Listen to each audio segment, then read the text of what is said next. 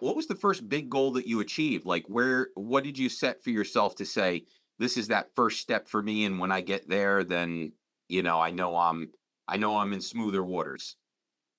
Yeah, so, I feel like I'm one of those people, and I tell my patients all the time, I'm not a simple-minded person, but I'm simple.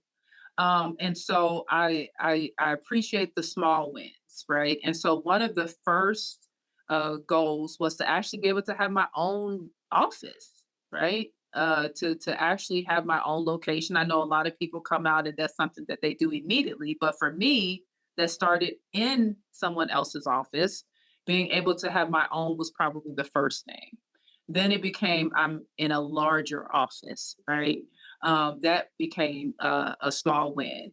And then being able to actually hire employees Mm. because for so long I was a one woman show. I was the front desk, I was the chiropractor, I was the marketer, right? I was all of these things. So actually being able to take on my first employee. And then probably the first major win in my book was when we did those tax returns and I actually had turned a profit. Nice. Always good. Right? Very necessary in business. Hey, just being honest, right? No, Because no, no. there were a lot of years that wasn't the case. Well, that for some reason is the one thing that chiropractors do not like talking to younger chiropractors, but they're like, the money just Mm, comes. No, it no, doesn't. You got to no, work it hard doesn't. for that money, and Mhm, that is an essential part of being in mhm. business. And if you want to make a good impact, you have to turn a profit.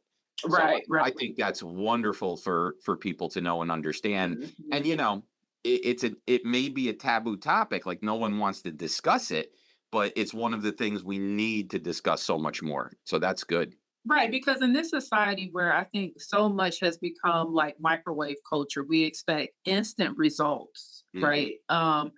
I the reality is this that's just not real. That's not real for chiropractic, just like it isn't real for many other businesses, right? There's a certain amount of time that you have to be prepared for, I think, to realize that you will not turn a profit. At that point, you want to be able to obviously keep the doors open and maintain. But as far as actually turning a profit, it's probably going to take some time, and you should expect that. Well, that's why I spend so much time. I mean, for you, it was very simple, where you had a good support system at home.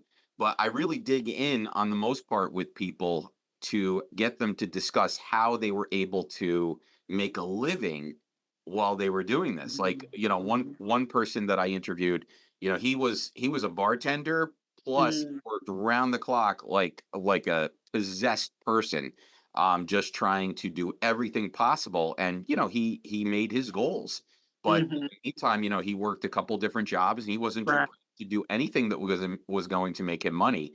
Mhm. That was legal and moral, of course. He did great stuff, Right, right, but right. nevertheless, doing the things that are necessary to keep the doors open.